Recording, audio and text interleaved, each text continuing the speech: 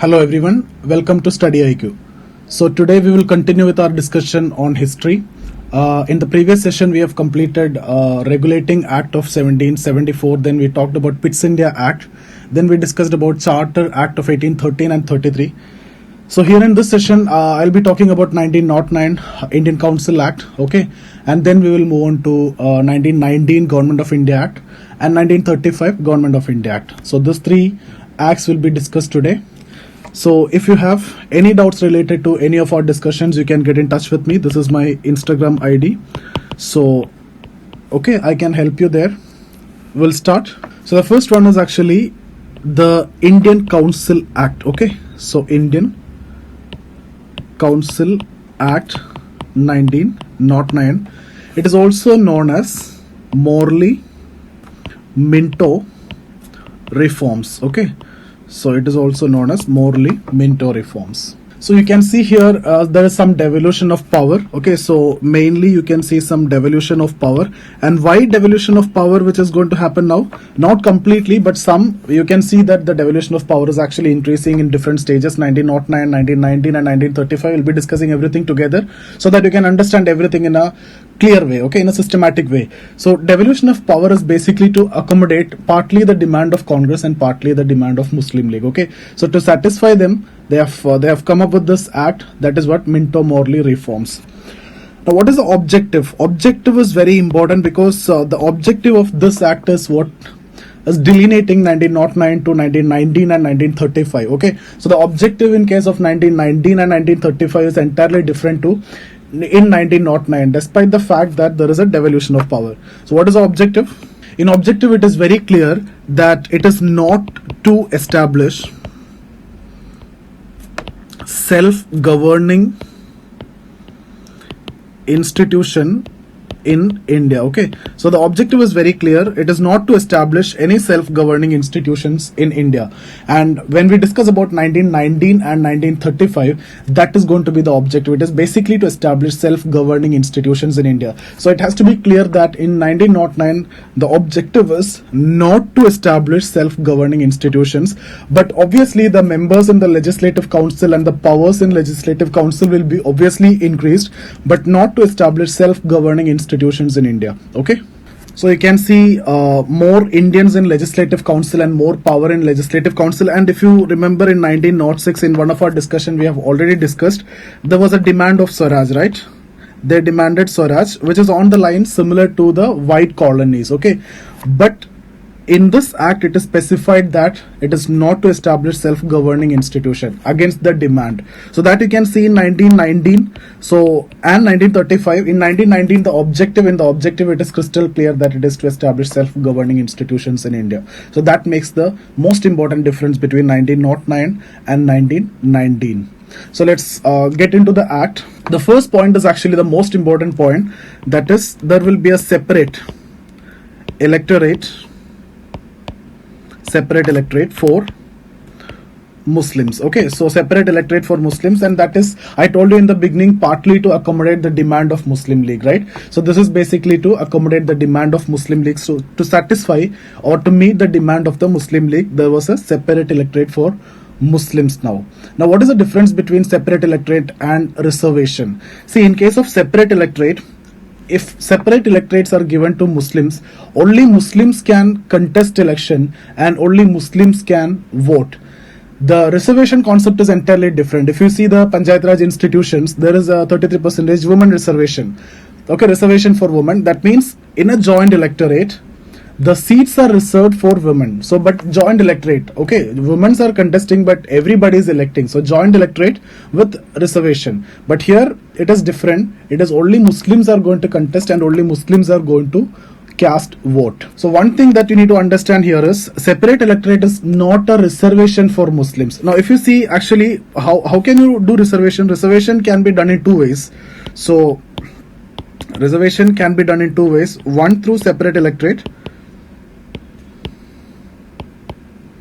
Okay, the other through joint electorate, where Muslims will be given reservation. Joint electorate with Muslim reservation. Okay, but when it comes to this case 1909, what is actually happening is actually separate electorate. That means only Muslims contest and only Muslims vote. In case of joint electorate, that we'll be discussing later, joint electorate, it will be Muslim reservation. In that case, Muslims will be contesting, but that seat is for Muslims, but everybody is casting the vote. That is what joint electorate with reservation for Muslims. Okay, so these two has to be very clear for you. In 1909, it is separate electorate. Only Muslims are going to contest election and only Muslims are going to vote. Now the second point, I have already told you the members in the Legislative Council is actually increased and the powers of Legislative Council is also somewhat increased. So the second point is related to the members in the Legislative Council. See, for the first time, Indians are going to be in majority in the Legislative Council. So let me write it down. First time, Indians were to be in a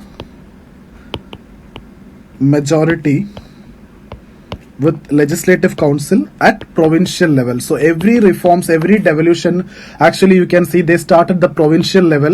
In the 1919 Government of India Act, when we're discussing, we'll be talking about diarchy. Initially it was at the provincial level and later it will be at the center level. Okay, but here just understand, first time Indians were to be in a majority with the Legislative Council at the provincial level. What does that mean? More than 50% of the members will be Indians. Okay, now if you look at this, there's actually a good thing, and that's why I told you there is a devolution of power.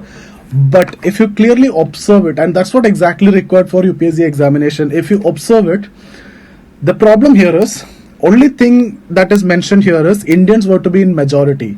Okay, now let's take a case. Let's suppose 100 members were there in a Legislative Council. What do you mean by majority? Let's say Indians are 60 and others were 40. Okay, so this is what you mean by the more than 50% of the members in the Legislative Council are Indians. But with this 60, there is a classification. Out of this, there will be some elected members and there will be some nominated members, and who are nominated by the British only. So out of this 60, actually 40 will be elected members and 20 will be nominated members. So what I want to tell you is, in 1909, the Indian Council Act, the fact that the members in the Legislative Council from Indian side, the members in the Legislative Council or the Indians in the Legislative Council is actually increased, but not the elected Indians. Elected Indians you can see here, that is 40. So elected Indians are still in minority, and you clearly know this 20 members who were nominated by the British, they were always loyal to British. So together they form a 60-member group, and this 40 will be the elected. Okay, so that is actually the problem with this. So the problem is, if the question is about the more than 50% are Indians, but the elected members, elected Indians are still in minority. That is actually the problem with 1909. So I hope this point is clear. If the question is about this, simply like this, first time Indians were to be in majority, that is actually correct. But understand, it is not the elected Indians. Elected Indians are still in minority. So you just need to remember this point that I have discussed here, so that that point will be clear to you. Okay, that confusion will not be there for you. I hope it is clear. The third point is actually no right to vote for women. No right to vote for women. That will be discussing in the next act. They will be granting some rights, but not for all women. Again, there will be some classification. Next point, the voting rights over the budget were not granted. That was also the demand of Congress, but voting rights over budget were not granted. So these 4 points is what you need to remember. Others are not that significant. So the first point is actually, and that's the most important point in this. See, when we're discussing history, we'll be discussing in that priority. What is the most important point we'll discuss first, and the second most important point we'll discuss second. Like that I'll arrange. Okay, so the first and the most important point is actually separate electorate for Muslims. Okay, and I've told you what do you mean by separate electorate, what do you mean by joint electorate with reservation. Then we have discussed first time Indians were to be in a majority in the Legislative Council, that means again at the provincial level more than 50% will be Indians, but the problem is the elected Indians were still a minority. Okay, so this Indians constitute of elected as well as nominated Indians, and the nominated Indians were always loyal to English. Then you can see here, no right to vote for women, okay, and voting rights on budgets were not granted. So these are coming under not category. Okay, so I hope this is clear. 1909 Indian Council Act. What is the impact or what is the significance of this? Significance of 1909 Indian Council Act. See, actually this reform made it clear that British interest or British policy of divide and rule. Okay, so it furthered the British policy of divide and rule by granting separate electorate to Muslims. Okay, so by granting separate electorate to Muslims, and that we have already discussed and you understood how is it going to work out. Secondly, the moderates were totally dissatisfied with the pace and content of the reform. There is actually nothing which they have demanded. They have demanded more elected members in the council, but the members of Indians in the council is actually increased, but not the elected members. That I have made it clear. No right to vote on budget is actually given. Okay, that was also a demand of Congress. So I would write here, the moderates were completely dissatisfied with the pace and content of reform.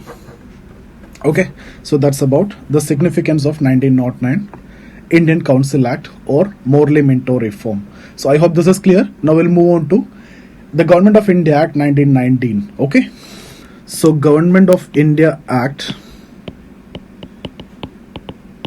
1919. It is also known as Montagu-Chelmsford reforms. Okay, so Montagu-Chelmsford Committee recommendation. Okay, Montagu-Chelmsford Committee recommendation. Now let's get into the details of it. See, when we discuss about 1909, I have made it clear that the objective of 1909 Indian Council Act is not to establish self-governing institutions in India. But at that time itself, I have told you the difference between 1909 and 1919 is, in case of 1919, the objective is entirely different. That here the objective is to establish self-governing institutions in India in a early date, but the problem is the date is not mentioned, the time is not mentioned. Okay, so let's write it down. That is the most important point that you need to know when we discuss about this act. The objective of this act is basically to establish self-governing institutions in India at an early date. Okay, so let me write down the objective.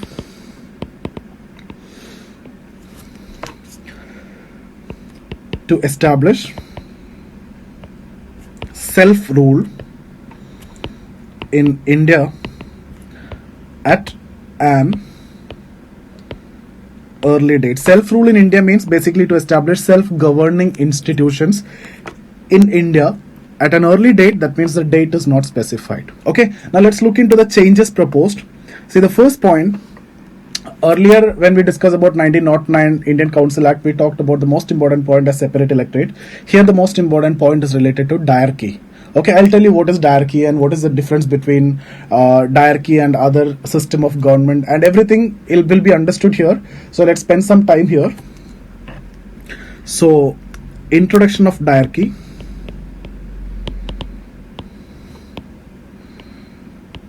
Okay, at provincial level, I've told you any devolution, any changes which is happening for the first time, it will be at the provincial level. So I'll be writing it in the top itself. At the provincial level, there will be introduction of diarchy. Now, what do you mean by archy? Archy means rule. Okay, what is monarchy? Monarchy means rule of one. So what is diarchy? Diarchy means rule of two. Okay, now who are these two? One is Indians and the other is English. So actually the rule of two is what we are going to see here. Diarchy means rule of two, that is Indians on one side and English on the other side. Okay, now where Indians are going to rule, it is actually at the first case there will be a provincial government which will be formed by the elected Indians. Okay, so composed of elected. Okay, now they have their own ministers, and that will be coming after the election. Okay, so there will be an election process, and on ministers will be there, on ministers and ministries after election will be held, and they are allowed to make laws on transferred list. That is more important. Make laws on transferred list. Okay, transferred list means they are talking about education, health, local government, etc. Okay, so the provincial government will be there. It composed of elected Indians, and they form their own ministries, and after the election they can make laws on transferred list. Okay, the list comprise of these elements. Okay, now there will be, after the provincial government, there will be a governor. Okay, the governor is appointed by viceroy. Viceroy appoint the governor, and he will make laws on reserve list. Okay, so actually the control over the reserve list, it is reserved for governor. Reserve list, which include law and order, very important one. Okay, and then there will be related to taxation and budget. So most important aspects is actually within the reserve list, and that is under the control of the governor. Okay, so the least significant or the least important sections are actually given to the provincial government, and that is actually angered and annoyed the nationalists, and they have rejected this. We'll discuss about that after the discussion of this, and in the significance we'll come to that. So the reserve list is actually with the governor, which is comprised of law and order, taxation, budget, and everything. The most important problem here is actually the irrational system of distribution of powers between the transferred list and reserve list, right? So reserve list, see, under this law and order is there, so that means the police is still with the governor, and the provincial government don't have any power in the police. Like you can see in case of Delhi, there will be a chief minister and a governor. So police is basically by the center, right? So the power is actually with the center. So that is one of the examples that you can talk about diarchy. Now when I'm talking about diarchy, it is rule of two. Okay, now when I'm talking about central government and state government, this is not diarchy. Okay, so there will be a government at the center and there will be a government at the state. This is not diarchy, this is federalism. Okay, but still there are two levels of government. This is at two levels. Okay, two governments at two levels. But when I'm talking about diarchy, it's at the same level, two governments are there. What is that same level? At the provincial level itself, there will be two governments. So for example, if you talk about a particular state, in case of Delhi, I have told you that is a kind of diarchy, right? There will be a governor and who's having some power over some subjects, and there will be a chief minister. But that's not the case with other states. Okay, so here when I'm talking about central government and state government, it is actually federalism. And one point that you need to understand is federalism is not a part of 1919 Government of India Act. Okay, federal structure is not introduced. Okay, in the 1919, we'll talk about that in 1935. So it has to be made it clear the existence of two governments at the same level, that is diarchy. Existence of two governments at the different level, that is what? Federalism. Same level, two governments, diarchy. Okay, different level, two governments, that is federalism. That is a federal structure. So here diarchy introduced at the provincial level, and one point, 1919, there is no concept of federal structure. So people always are confused when I'm talking about diarchy. I've seen some of the students are considering it as federal structure because they consider it as two governments, that is related to federalism. That is not the case. Here there are two governments, but that is at the same level, that is diarchy. Two governments in the different level, that is federalism. So understand, here it is at the same level, two governments, so it is not related to federalism. In 1909, there is no concept of federal structure. Now second point, there will be right to vote for women. Women were granted right to vote. Okay, so actually for the first time women were allowed to vote in 1919. That is one of the most significant point when we discuss about 1919 Government of India Act. Okay, but it's again not universal. Some sections of women are given vote. It all related to education. Okay, so it is not universal. Those who have access to higher education, they can cast vote. Not all women. Okay, not universal. Third point, see, when we discuss about 1909, I've told you separate electorate was introduced, and that is actually continued. So I'll write it down here. Separate electorate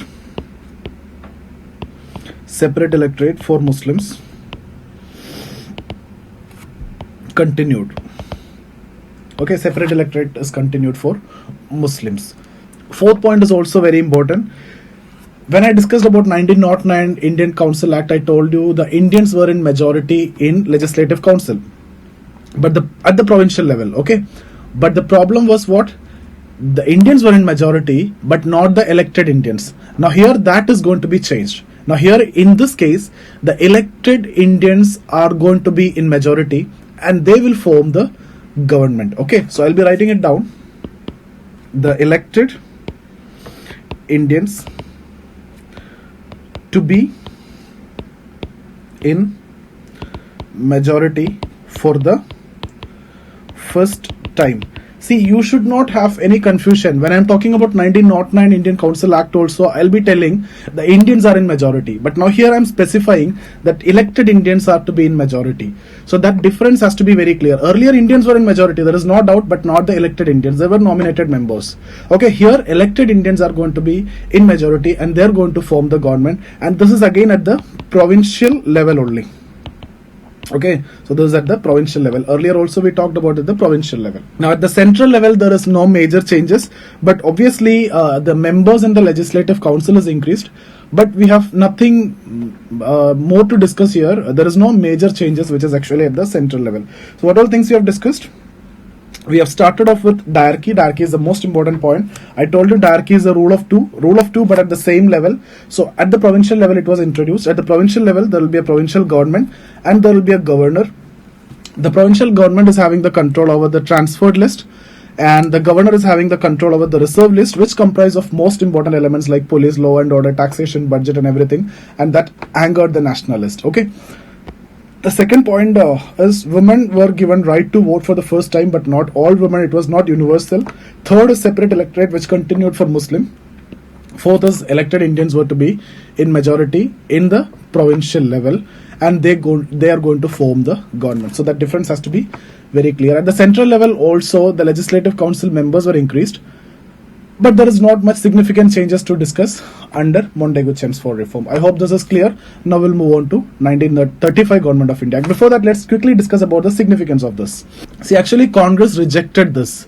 Okay, it was actually when we discussed about history, already I have talked about this before, but just I am now consolidating what all things we have discussed in the previous sessions, right? There we have discussed about carrot and stick policy. So this was actually the reform which is given to Congress as carrot, and after that there will be a stick which is coming, that is in terms of Rowlatt Act. We have already covered that. I'm only concentrating on the acts here. So here this was the carrot, right?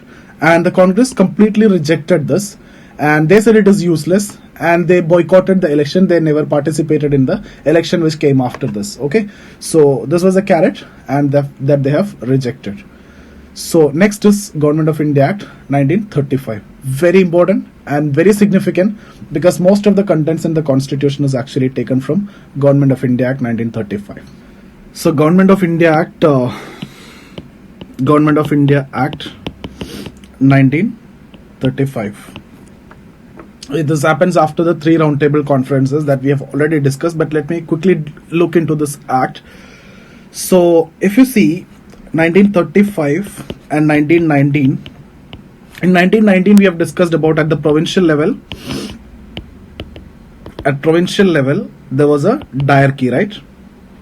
Okay, and we have discussed about there was a reserve list and there was a transferred list, and this will be done by the provincial government.